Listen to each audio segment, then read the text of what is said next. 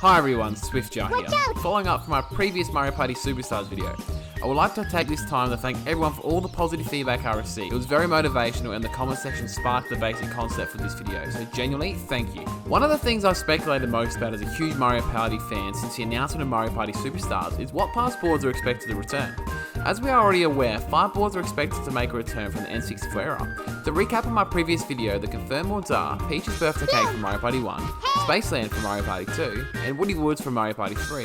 If you'd like to hear a more in-depth view from me on those boards and their respective changes, please click the link on the screen or check the description below. I'm a Commerce University graduate and work within a business. My weekly life includes a lot of forecasting, which is essentially more calculated speculation. I thought I'd have some fun with this concept and take a business approach of auditing and reviewing Mario Party boards, and then trying to forecast which boards we can see in Mario Party Superstars. Based on this concept alone, I'm creating a 4-episode series of an official inspection of Mario Party's boards. Essentially, we'll be discussing and reviewing each board from the Nintendo 64 era. I'll be reviewing them each based on its gameplay mechanics, its appearance, story behind the boards, and of course, what the board does well, doesn't do well, and in some circumstances, offer suggestions on how Andy Cube could improve the board if they were to make it into Mario Party Superstars. After auditing and reviewing each board, we will then be discussing how likely they are to return. It will be based on how distinct they are from the already confirmed boards and mechanically how they play versus the other boards. I will then discuss how likely I believe they are to return, and then also rank the boards in order of my personal favourites. Episode 1, which is this one, will include Mario Party 1's boards, Episode 2 will include Mario Party 2, Episode 3 will include Mario Party 3, and the 4th video will summarise all information discussed and potentially what boards are rivaling each other from across the series. Please note though, this is only speculation and for fun purposes, building up the hype for the release of this game. And of course, if you do enjoy this video, please leave a like, comment and subscribe for more content. It really is appreciated. Please know the order we discuss the boards in is not the ranking of my favourites or what I think is the most likely to return to Mario Party Superstars. This will be discussed at the end of the video. After discussing each board individually, I'll place them in one of 4 categories. These are either going to be very likely, likely, neutral, or unlikely. Alright, so let's start with Mario Party 1, the first game in the Mario Party series. One key element to remember here is there wasn't any item shops in this game. The only item is the roulette block, which will appear if a player lands on the mushroom space. The player would either get a mushroom or a poison mushroom. After reviewing the treehouse footage on Princess Peach's Birthday Cake, this won't be there anymore and replaced with lucky spaces, which if you land on can give you an item. There is also now an item shop in Peach's Birthday Cake which wasn't there in the original, and also versus spaces are scattered around the board. And with that, let's get into the boards. First up is DK's Jungle Adventure. DK's Jungle Adventure, my first ever Mario Party board as a 4-year-old, and what a choice it was by younger me, because this is without a doubt the easiest board in the entire game, and I have many fond memories on this board playing both single player and with family and friends. DK's Jungle Adventure is a smallish, simple board and stars come fast with no gameplay barriers to step in the way. It shouldn't pose much of a problem to anyone, including 4-year-old me. DK's Jungle Adventure is a jungle themed board which is represented by the one and only Donkey Kong. It is also a 1-star difficulty, so it's easy to play. The objective of DK's Jungle Adventure is for players to collect stars in treasure chests locked away in the ancient ruins. There are however 4 womps here to make us partygoers' life difficult by guarding the ancient ruins in different paths. However, they're easily bribed to go past, just pay them 10 coins and you'll be on your merry way. DK's Jungle Adventure is also home to a big boulder which can be triggered by landing on a happening space, so try to avoid that at all costs or you'll find yourself back at the start. Bowser is also present on this stage and costs 10 coins for a golden Bowser statuette, which is basically just a Wish version of a star. There's also 2 boost spaces on this board. From a gameplay perspective, DK's Jungle Adventure achieves what it was meant to achieve, I believe. A simple board and an easy board for anyone of any ages to play on. If you're playing with people of all ages, I would suggest this board as anyone can win. The only thing I would change on this board would be to introduce an item shop. As per the image on screen, there is no chance time space on this board. I believe adding chance time would help fit the theme of the board as an anyone can win type of mentality. This board also has a cool story element as well, where players are jungle adventurers and the winner getting the ultimate treasure, the golden bananas, and of course the loser being chased by that boulder. A fantastic board, the soundtrack is absolutely phenomenal as well. Now what is DK's Jungle Adventure's chances in getting into Mario Party Superstars?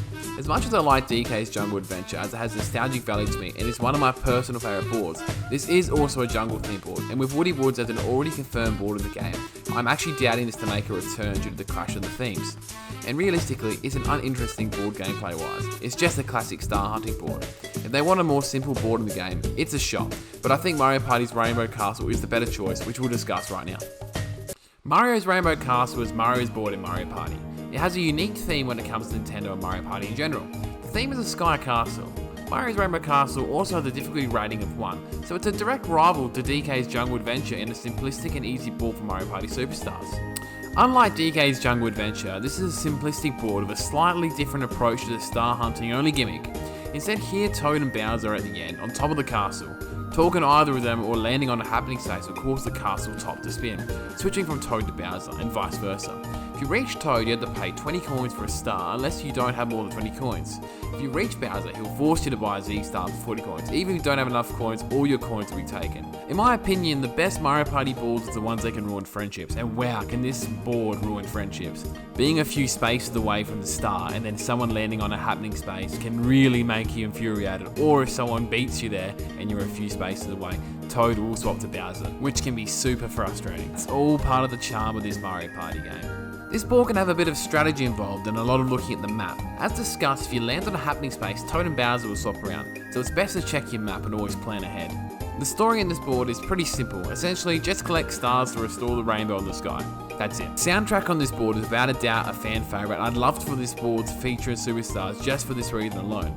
If this board were to return, I would love to see an item shop added. However, do not include the golden pipe. This would single-handedly break this board. So how likely is Mario's Rainbow Castle or Mario Party Superstars? Due to its unique theme, I believe it is very likely. It does have a match to bright and colourful atmosphere like Peach's birthday cake, and is quite linear. However, it's different enough to stand out from the crowd. Mario's Rainbow Castle has one location you want to get to, but it's different to Peach's birthday cake, where you either want to get there as quick as you can, taking all potential shortcuts, or avoiding the end goal at all costs because Bowser awaits you.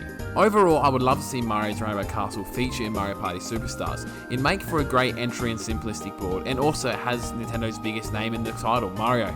Now onto Wario's Battle Canyon.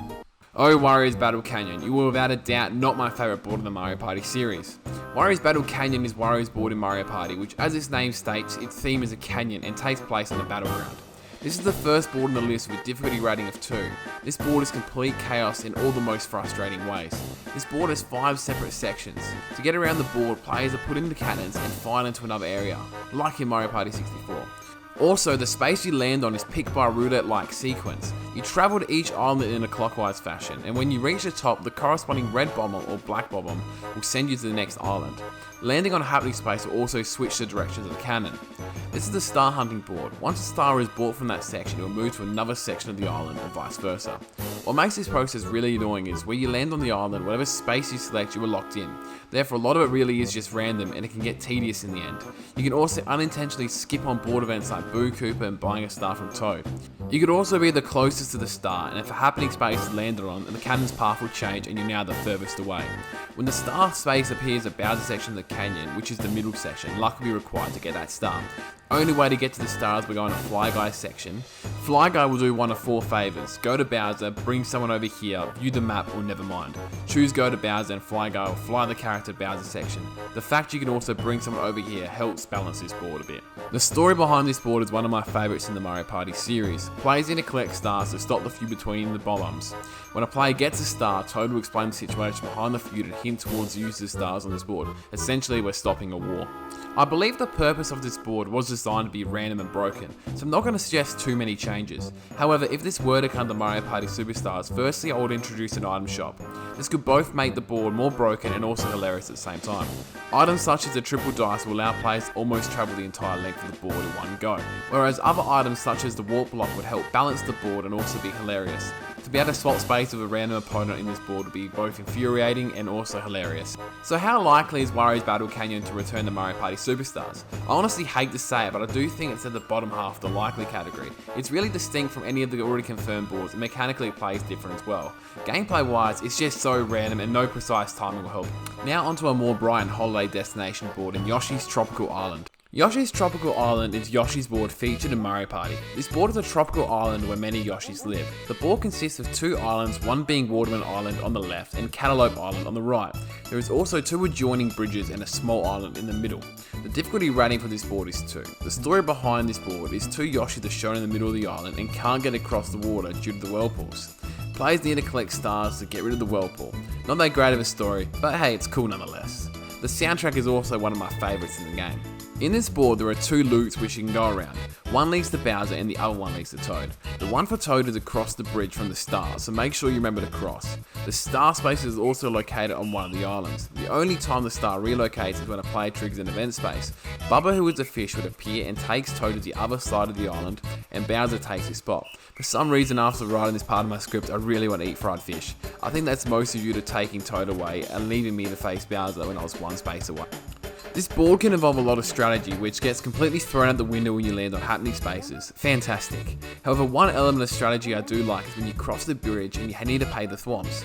Every time someone crosses, they charge an extra coin. So if you have lots of money and your opponents are behind you and have less money, you can pay the thwomps more and your opponents will not be able to follow you to the star loop. This is an amazing concept which I don't think should be tampered with if this board gets to Mario Party Superstars, due to how easy it appears to get coins. Bowser even takes 30 coins away from you upon each visit. Gee whiz, this was a brutal Mario Party. An item shop could also be beneficial. However, I would not include the golden pipe for this board, as it could potentially ruin the small element of strategy behind the board. So how likely do I think Yoshi's Tropical Island is to return? The board is a simple layout with two halves, which isn't like any of the confirmed boards we have seen so far. Gameplay wise, it is also different to the already confirmed boards due to the gimmicks of the happening space. The theme is also unique, being a tropical island. I would put this board in the likely category, and I also really do like this board and would love to see it in Mario Party Superstars myself. Now onto the next board, which is Luigi's Engine Room. Luigi's Engine Room is Luigi's board featured in Mario Party. It takes place in an engine room, and the theme here is a garage. This board is also another 2-star difficulty board. The objective and story here is for players to collect stars to power up the engine in the middle of the room, an average story plot at best. However, the music absolutely slaps. I love the music in this board. The main feature of the board is the wide system of red and blue doors. One set rises up to block specific paths, while the other set goes down to open other paths. The doors switch at the start of every turn. They can also change when players land on specific happening spaces, or if a robot on the board is paid 20 coins to switch them. This can encourage some strategic gameplay. Happening spaces on steam generators near the engine also make steam rise up out of respective generators, propelling players to a higher section. However, no matter where the player goes, all paths end in warp paths that lead to Boo, who is near the star, so best to save your coins to steal a star. I generally do enjoy Luigi's Engine Room. It is a really solid and fun board to play on. I don't have as many nostalgic memories on this board as I enjoyed other boards more in this game. However, I would love to see this board get a glow up and atmosphere to be further enhanced. Luigi's Engine Room is your standard star hunting board, which I also think would be benefit from an item shop, and please be run by Professor Egad. Speaking of Professor Egad, this board was created prior to Luigi's Mansion. I know I'm stretching here, but it'll be amazing to see Luigi's ghostly adventures incorporated into this board, or potentially even make Egad a playable character in this game, please. So how likely do I think Luigi's Engine Room is to return to Mario Party Superstars? Aesthetically, this board is very unique. It's the only board in the series except Egad's Garage to take place in a garage. Gameplay wise, it's way too similar to the already confirmed Woody Woods. Both boards have pathways consistently switching your directions, so unfortunately we placed Luigi's Engine Room in the unlikely category due to this. Again, sorry Luigi fans. I do enjoy the board, but I don't think it's as memorable as the other boards in the N64 era. Next up on the list is the first unlockable board in the game, which is Bowser's Magma Mountain. Bowser's Magma Mountain is an unlockable board in Mario Party. Its theme is, as you can imagine, lava, and of course it's a Bowser board. The board is unlocked by paying 980 coins in the Mushroom Shop. The goal for the players here is to collect the stars in order to defeat Bowser at his own game. This is a 3-star difficulty board, and the music is absolutely phenomenal in this board. I love it. The board is set on a huge volcano with a one-way path to the top of the board, but with many junctions. Every single junction has a green volcano head statue with a star sign and Bowser face. Bowser's voice is heard asking players if they want to take a shortcut up the mountain for 10 coins. If the player accepts, then they must pay a fee and a Roulok block will appear, appearing showing a star in Bowser's face. If the player gets a star, they are allowed to take the shortcut. However, if they get Bowser's face, they have to continue on their present route with no refund.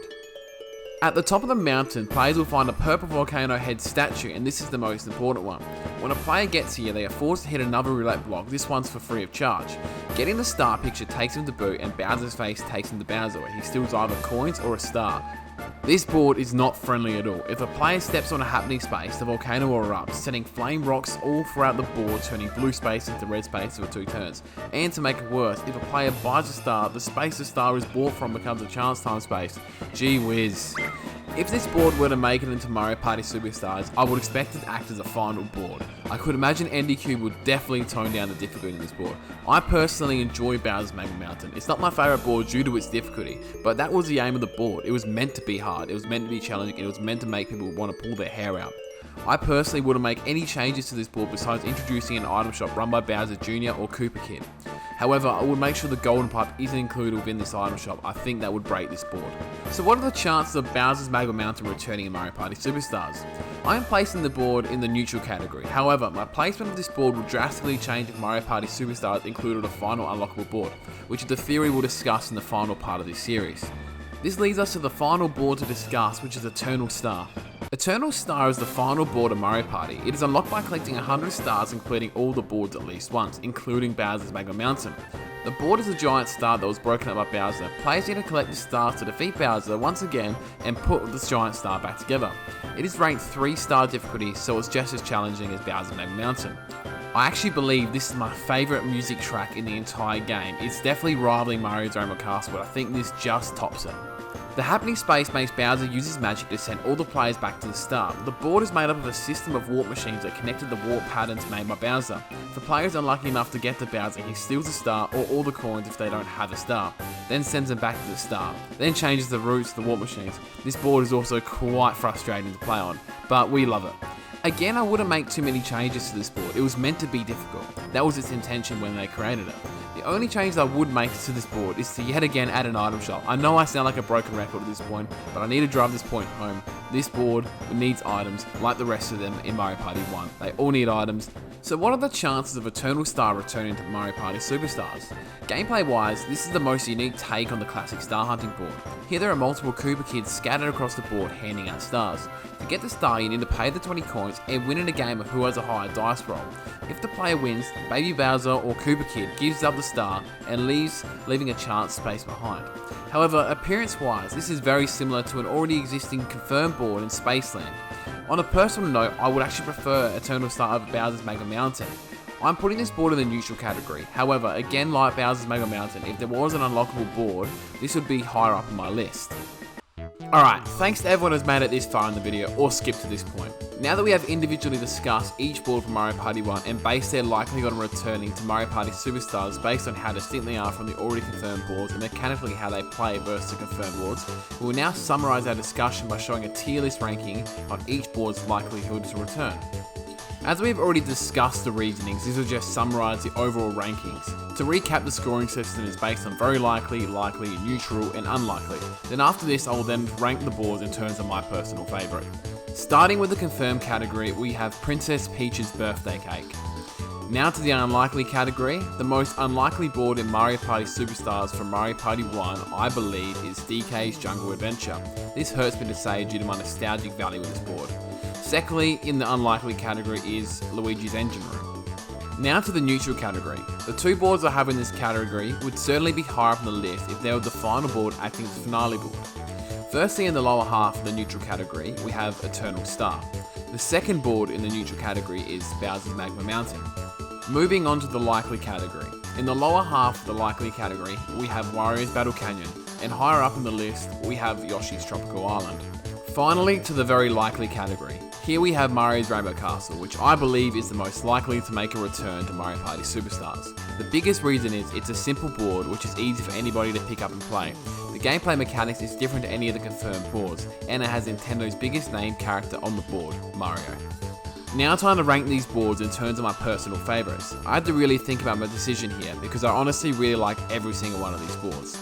Going from the least favourite to favourite Mario Party 1 boards, starting with Wario's Battle Canyon as my least favourite, Bowser's Magma Mountain, Eternal Star, Luigi's Engine Room, Mario's Rainbow Castle, Princess Peach's Birthday Cake, Yoshi's Tropical Island, and my favourite being DK's Jungle Adventure. Alright, that summarises my Mario Party 1's board order and forecast for Mario Party Superstars. If you enjoyed the video, please leave a like and subscribe for more content. Next video will be reviewing Mario Party 2's boards and their likelihood to return to Mario Party Superstars. Let me know in the comments what Mario Party 1 boards you think has the highest shot to return to Mario Party Superstars, and what is your favourite boards from Mario Party 1? I would love to hear from you all. Thanks again for watching. I'm super grateful for all your time and all your feedback would be appreciated. Cheers.